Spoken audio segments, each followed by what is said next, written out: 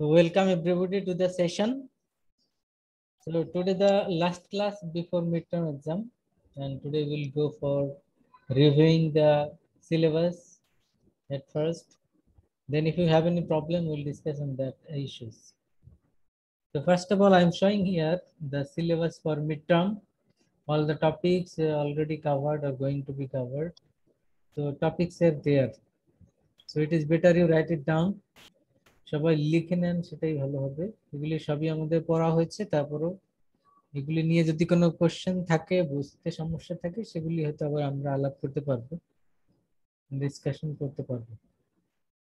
তো ফার্স্ট পার্টে chapter 1, definition of corporate finance, key decisions, goal of the firm, then agency problem.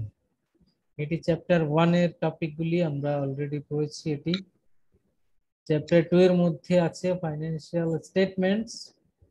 Financial statements এর 4 ধরনের রয়েছে, সেটি আমরা পড়েছি।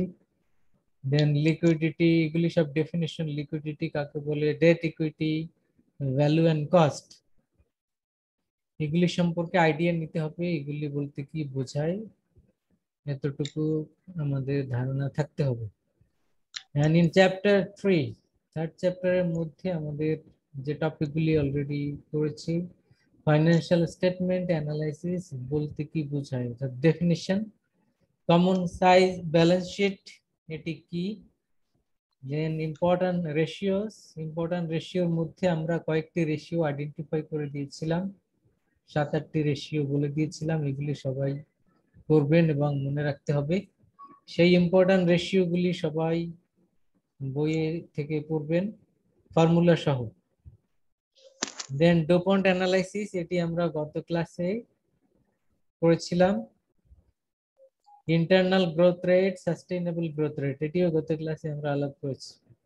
Factors that effect sustainable growth rate, এটিও আমরা বলেছি। Problems with financial statement analysis, এটি পড়েছি।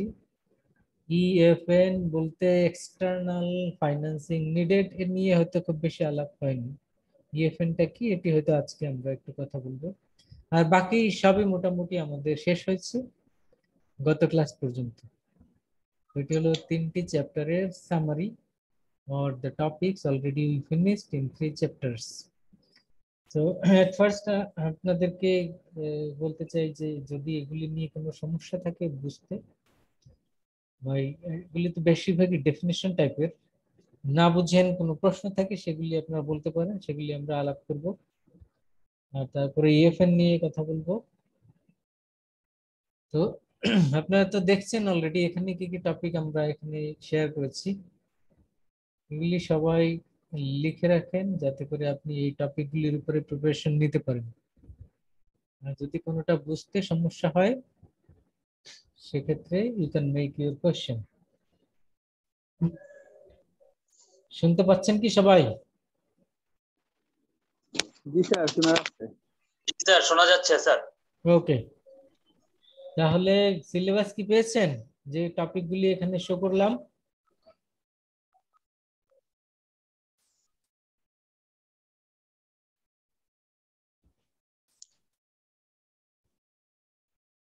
যে টপিকগুলি এখানে আমি শো করলাম সব কি দেখতে পেয়েছেন বা নোট নিয়েছেন?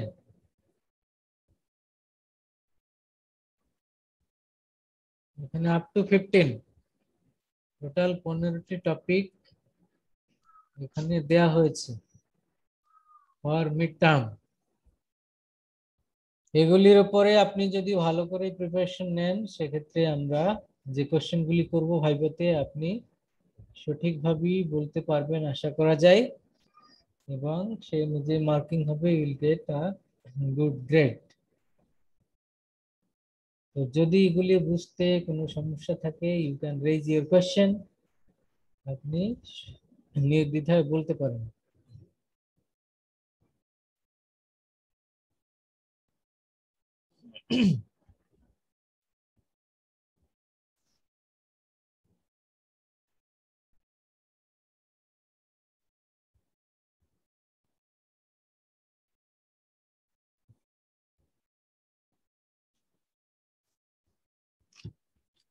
আরো কোনো বক্তব্য?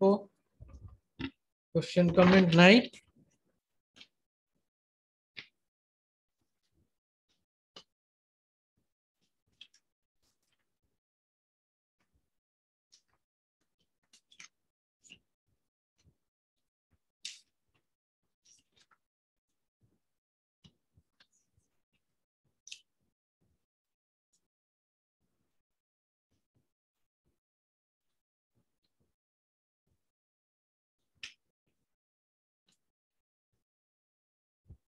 গত ক্লাসে আমরা বলেছিলাম ইন্টারনাল গ্রোথ রেট এবং সাস্টেইনেবল গ্রোথ রেট, এই দুটি বিষয় আলাপ করেছিলাম। ইন্টারনাল গ্রোথ রেট বলতে আমরা কি বুঝি? The internal growth rate is the maximum growth rate that can be achieved with no external financing of any kind. তার মানে আমরা কোনো ধরনের লোন নিব না, কোনো ধরনের এক্সটার্নাল ফাইন্যান্সিং বলতে যেটি বোঝায় লোন অথবা শেয়ার ইস্যু, কিছুই আমরা করব না। এটি না করেই আমরা ইন্টারনালি ফান্ড ম্যানেজ করে কতটা ম্যাক্সিমাম গ্রোথ এনশিওর করতে পারি, that is the internal growth rate. তার মানে what will be the percentage of rate that can be achieved, growth rate কি পরিমাণ অ্যাচিভ করতে পারবো without any external financing. External financing বলতে ডেট আর ইকুইটি, এগুলি আমরা নিব না। এগুলি না নিয়েই ইন্টারনাল ফাইন্যান্সিং দিয়ে আমরা কতটা গ্রোথ এনশিওর করতে পারি, that is called internal growth rate. তাহলে এক্ষেত্রে আমাদের মনে রাখতে হবে ইন্টারনাল সোর্সেস অফ ফাইন্যান্সিং বলতে আমরা বুঝি retain earnings of the farm. ফার্মের যে পরিমাণ রিটেইন আর্নিংস রয়েছে that is the internal sources.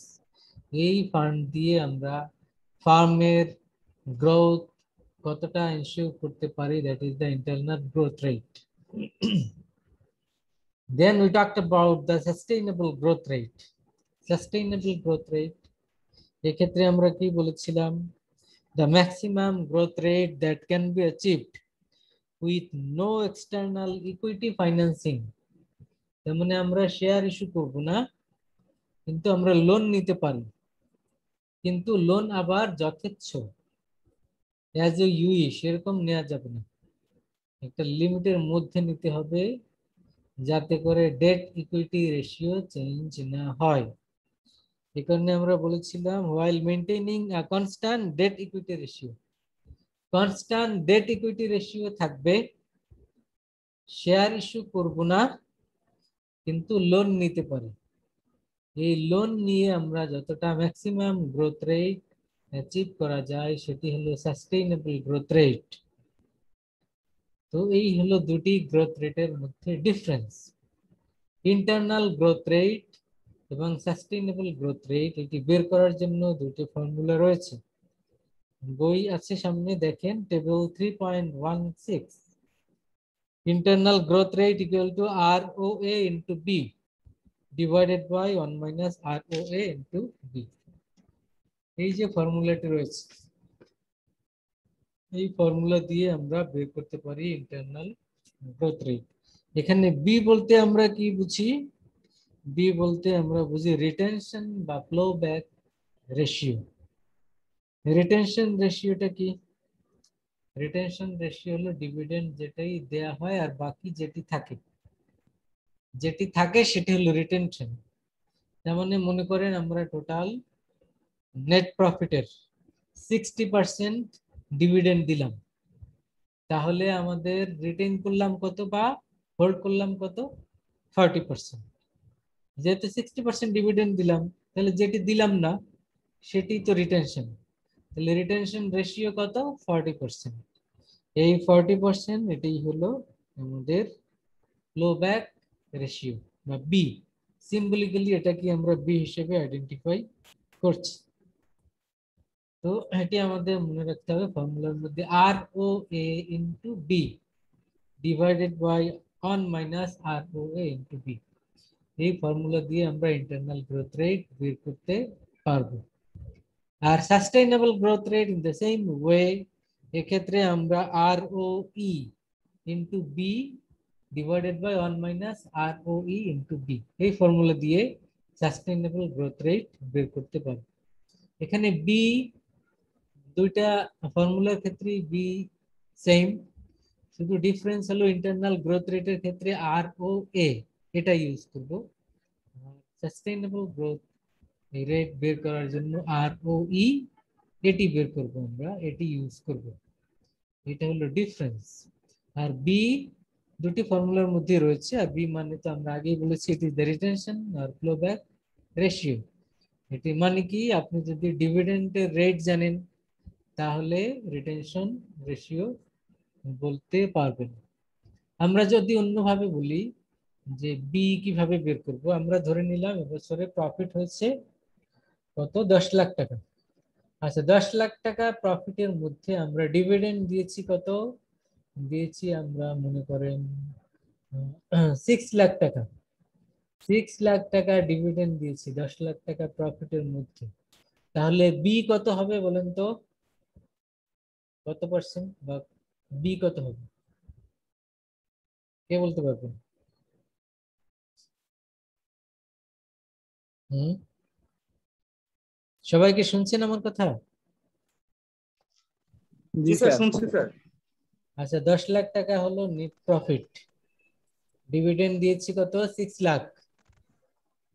তাহলে বি কিভাবে বের করব? 6 লাখ মানে কত পার্সেন্ট? 10 লাখের 6 লাখ কত পার্সেন্ট? 60%। 6%। 60%। 60% বা 0.6। তাহলে রিটেনশন বা বি কত, বাকিটা বাকি কত? 40% স্যার। 40% বা 0.4, ঠিক আছে। জি স্যার। তার মানে 0.6 বা 60% হলো ডিভিডেন্ড। তাহলে 0.6 যদি আমরা জানি, 1 মাইনাস 0.6 ইকুয়াল টু 0.4। তার মানে একটি জানলে আর একটি বের করা যাবে।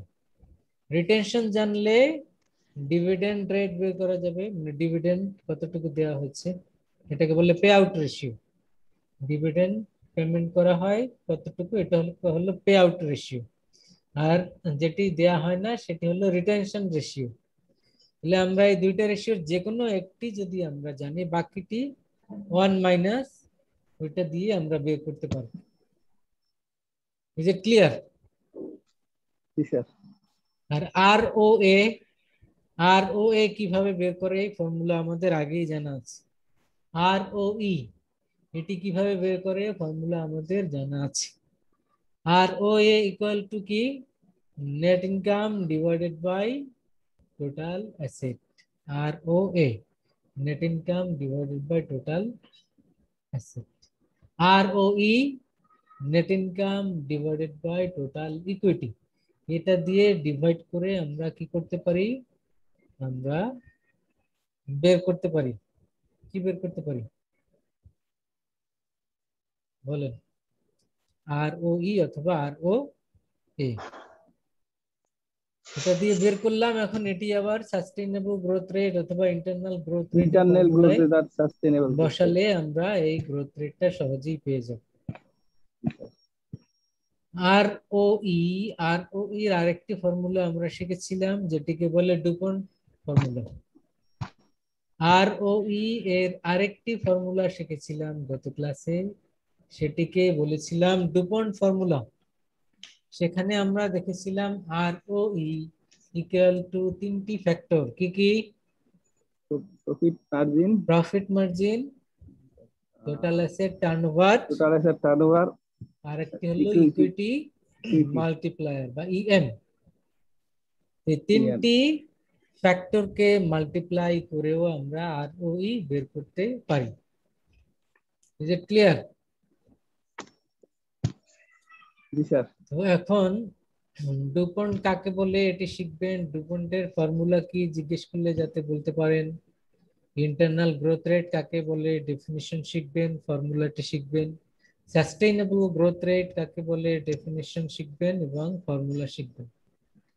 আর 13 পয়েন্ট যেটি factors that affect sustainable growth rate, এটি আমরা গত ক্লাসে পড়েছিলাম। কয়েকটি ফ্যাক্টর রয়েছে, 4টি ফ্যাক্টর আমরা এখানে বলেছিলাম। একটা হলো profit margin, dividend policy, financial policy, total asset turnover. এই চারটি ফ্যাক্টরের উপর সাস্টেইনেবল গ্রোথ ডিপেন্ড করে। আপনাকে যদি জিজ্ঞেস করা হয় হোয়াট আর দ্য ফ্যাক্টরস আপন which the sustainable growth rate depends, সেক্ষেত্রে আপনাকে এই চারটি ফ্যাক্টর উল্লেখ করতে হবে। আপনি বলবেন চারটি ফ্যাক্টর কি কি, নাম বলবেন, দুই এক লাইন করে বলবেন। আর what are the problems with the financial statement analysis, এটি আমরা গত ক্লাসে আলাপ করেছিলাম। বইয়ের মধ্যে কয়েকটি পয়েন্ট ফার্স্টলি, সেকেন্ডলি, থার্ডলি এরকম একটি প্যারার মধ্যে আমরা আইডেন্টিফাই করে দিয়েছিলাম যে এই পয়েন্টগুলি পড়বেন, যে what are the problems with the financial statement analysis. Now we will talk about the external financing needed. External financing needed বলতে আমরা কি বুঝি? আমরা যখন সাস্টেইনেবল গ্রোথ এনশিওর করতে চাই, তার মানে কি? তার মানে আমরা লোন নিয়ে আমরা ফার্মের গ্রোথ এনশিওর করতে চাই, কিন্তু লোন আবার যথেষ্ট পরিমাণ যত ইচ্ছা তত নেওয়া যাবে না, কারণ ডেট ইকুইটি রেশিও ফিক্সড রাখতে হবে। এই জন্য আমরা কি করলাম, যে আমরা প্রথমে দেখব যে আমাদের ইন্টারনাল ফাইন্যান্সিং কি পরিমাণ রয়েছে, সেটিকে আমরা ইউটিলাইজ করব। করার পরে দেখব আমরা ডেট ইকুইটি রেশিও ফিক্স রেখে আর বাকি কতটুকু আমরা এক্সটার্নাল ফাইন্যান্সিং নিতে পারি, মানে লোন নিতে পারি। এই যে পরিমাণ আমরা রিকোয়ারমেন্ট এক্সটার্নাল ফাইন্যান্সিং নেওয়ার মতো আমাদের ক্যাপাসিটি রয়েছে, সেটি হলো এক্সটার্নাল ফাইন্যান্সিং নিডেড। তার মানে to maintain the debt equity ratio how much or the maximum amount of external financing that can be raised, that is the EFN, external financing needed. তো সেই পরিমাণটাকে আমরা বলছি EFN। পানি পড়ে না তো। তো এখানে আমরা EFN বলতে এক্সটার্নাল ফাইন্যান্সিং বা লোনকে মিন করছি। সেটির পরিমাণ কত হবে, সেটির পরিমাণ ডিপেন্ড করবে ইন্টারনাল সোর্স থেকে প্রথমে ইউটিলাইজ করব, তারপরে আমরা ডেট ইকুইটি রেশিও মেইনটেইন করার জন্য যতটুকু লোন নিতে পারি ততটুকু নিব। এই পরিমাণ কি বলে এক্সটার্নাল ফাইন্যান্সিং নিডেড। কথা বুঝছেন? বইয়ে এগুলি ডিটেইলস দেয়া আছে। তো আমরা থার্ড চ্যাপ্টারের মোটামুটি এই টপিকগুলি এ পর্যন্ত পড়েছি, পর্যন্ত আলাপ করলাম। এখন আপনাদের কোশ্চেন, কমেন্ট বা জানার কিছু থাকলে বলেন, সেগুলি আমরা আলাপ করব, কারো যদি কোনো কিছু থাকে।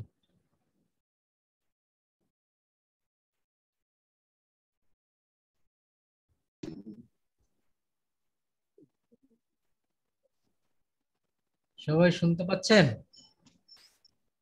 জি স্যার, শোনা যাচ্ছে। তাহলে আমি ধরে নিলাম সবকিছু ওকে, সবাই সিলেবাস পেয়েছেন, কারো কোনো সমস্যা নাই। স্যার এখন তো সমস্যা নাই, প্রত্যেকে আবার সমস্যা পাওয়া যায়।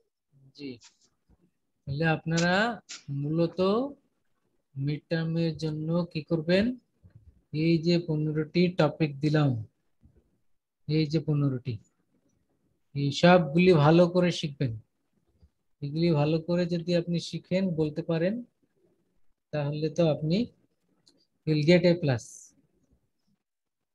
তো সেজন্য সবগুলি ভালো করে প্রিপারেশন নেবেন, যাতে যে কোনো একটা জিজ্ঞেস করলেই বলতে পারবেন। আর আপনাদেরকে একটি অ্যাসাইনমেন্ট দেওয়ার কথা, ওটা কি গত ক্লাসে টপিক দিয়েছিলাম? অ্যাসাইনমেন্টে টপিক দিয়েছিলাম কোনো? না স্যার। আচ্ছা, তাহলে আমরা আজকে অ্যাসাইনমেন্টের টপিক দিয়ে দেই।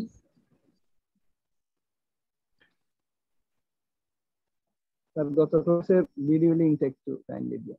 জি, গত ক্লাসের ভিডিওটা একটু যদি দিয়েছি লিংকটা তো, দিলে। গত ক্লাসের ভিডিও দেয়া আছে তো, ডেট দেয়া আছে ক্লাসের পাশে, দেখেন। স্যার আগের গুলি দেখেছেন না? গত ক্লাসটা দেওয়া হয়নি স্যার।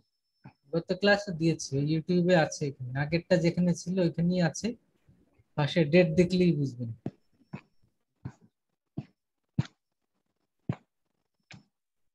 তো অ্যাসাইনমেন্ট টপিক এটি হলো মূলত আমাদের মিড টার্মের দুটি পার্ট আগে বলেছিলাম, একটি অ্যাসাইনমেন্ট এবং একটি হলো আমরা ভাইবা নিব, ইন্টারভিউ নিব। এই যে 15টা টপিক দিলাম ওর উপরে, আর অ্যাসাইনমেন্টের টপিক তো আলাদা। সেক্ষেত্রে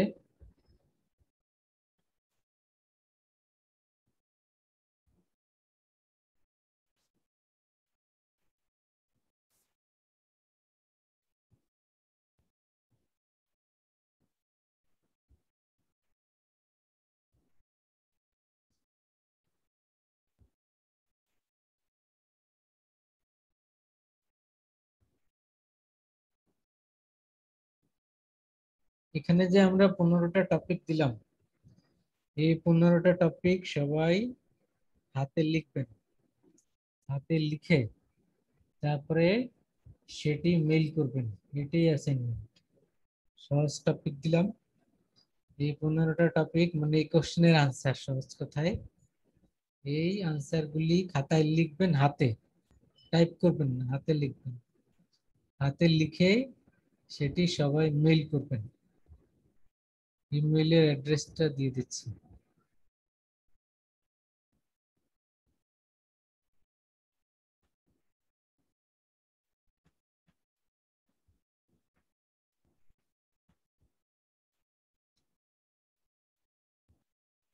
এই অ্যাড্রেসে মেইল করবেন সবাই।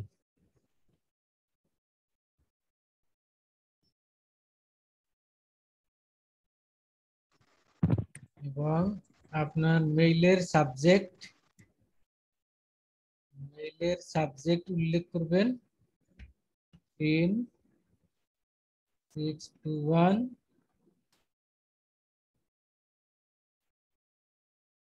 Summer midterm. এরপরে আপনার আইডি লিখুন, এটা হলো সাবজেক্ট উল্লেখ করবেন, মেইলের সাবজেক্ট 1061 সামার মিডটার্ম আইডি। তো এটা উল্লেখ করে সবাই মেইলটা করবেন। হাতে লিখে মেইল করবেন কিভাবে? পিডিএফ করে, এটা পিডিএফ করে যে কয় পেজ হয় আর কি, হাতে লিখে 4-5 পেজ বা যাই হোক, সেটি আপনি লিখে ওটা পিডিএফ করে একটা ফাইল, সিঙ্গেল ফাইল অ্যাটাচ করে পাঠাবেন।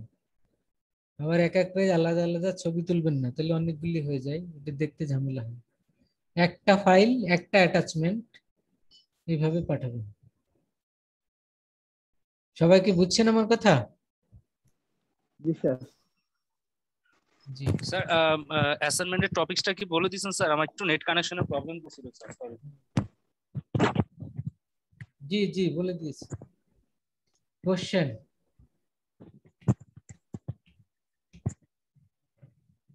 কোশ্চেন গুলি অ্যাসাইনমেন্ট 1 থেকে 15। জি ঠিক আছে কোশ্চেন স্যার। 1 থেকে 15 এগুলি হাতে লিখবেন, এগুলি আনসার, কোশ্চেন আনসার এগুলি সব হাতে লিখবেন, লিখে পিডিএফ করে মেইল করবেন। কবে মেইল করবেন? এক্সাম ডেটের আগে। লাস্ট ডেট হলো এক্সাম ঠিক ডেট, আছে স্যার। লাস্ট ডেট হলো এক্সাম ডেট। তার মানে ভাইভাতে অ্যাটেন্ড করার আগে এনশিওর করবেন আপনি মেইলটা করেছেন, মেইলটা কনফার্ম করে তারপরে ভাইভাতে অ্যাটেন্ড করবেন। আর আমাদের এক্সাম ডেটটা কবে? আমাদের এক্সাম ডেট স্যার 30 তারিখ বোধহয়, 30 তারিখ স্যার। 30 তারিখ। 30 তারিখ কয়টায়? স্যার দুপুরবেলা দেখছিলাম স্যার। এই যে ক্লাস টাইমে? জি স্যার। আচ্ছা ফাইন, ক্লাস টাইমে হলে আমরা শুরু করব 3টায়, নামাজ পড়ে এসে সবাই খাওয়া দাওয়া করে তারপরে শুরু করব। 3টায় আমরা এক্সাম স্টার্ট করব। ওকে, জি স্যার। বাই দিস টাইম সবাই নামাজ পড়ে এসে ঝামেলা থাকলে খাওয়া দাওয়া করে রেডি হয়ে নেব।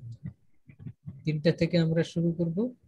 আমাদের স্টুডেন্ট তো আর বেশি না, তো এক একজন হয়তো 10 মিনিট যাবে, 10-15 মিনিট। তো সিরিয়ালি আমরা সবার পরীক্ষা নিয়ে নেব। আর বিফোর অ্যাটেন্ডিং দ্য ভাইবা আপনারা ইনশিওর করবেন মেইলটা পাঠাবেন সবাই। আর এই কোশ্চেনের আনসার গুলি কই পাবেন? সব বই আছে, আমাদের বইয়ে সবগুলি কোশ্চেনের আনসার রয়েছে, ওখান থেকে পড়বেন এবং লিখবেন, মেইল করবেন। Is it clear? জি স্যার। স্যার জি স্যার। আর কোনো কোয়েরি বা না বুঝলে বলেন, সমস্যা থাকলে বলেন, না হলে তো সবকিছু ক্লিয়ার হলো, শেষ করবেন।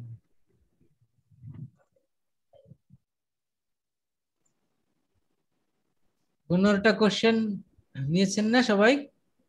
জি স্যার। ওকে ফাইন, এটা ক্লোজ করে দিলাম। আচ্ছা, যারা পরে এসেছেন সবাই শুনেছেন তো? রিয়াদ হোসাইন,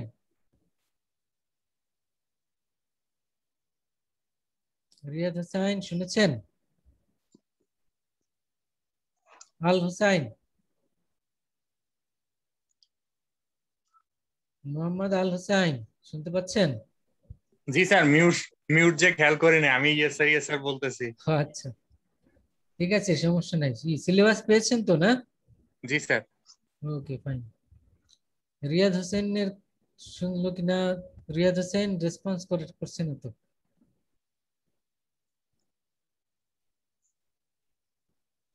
আচ্ছা ফাইন। আর আমাদের ক্লাসগুলি তো ভিডিও দেওয়া আছে, আজকেরটাও দরকার হয় দিয়ে দিব, সমস্যা নেই। ওইগুলি আগেরগুলি একটু দেখে নেবেন, আরো সহজ হবে। সবগুলি আপলোড করা আছে আজকেরটা ছাড়া। ইনশাআল্লাহ তাহলে বেস্ট অফ লাক। আর যদি কোনো সমস্যা হয় আমাকে গ্রুপেও নক করতে পারেন বাই দিস টাইম। ওকে জি স্যার। জি স্যার। ইনশাআল্লাহ, কোনো সমস্যা হলে নক করবেন, নো প্রবলেম। ঈদ মোবারক। জি ঈদ বেস্ট মোবারক অফ স্যার। লাক। জি স্যার, ঈদ থ্যাংক ইউ মোবারক। স্যার। Thank you sir. আসসালামু আলাইকুম। আসসালামু আলাইকুম স্যার।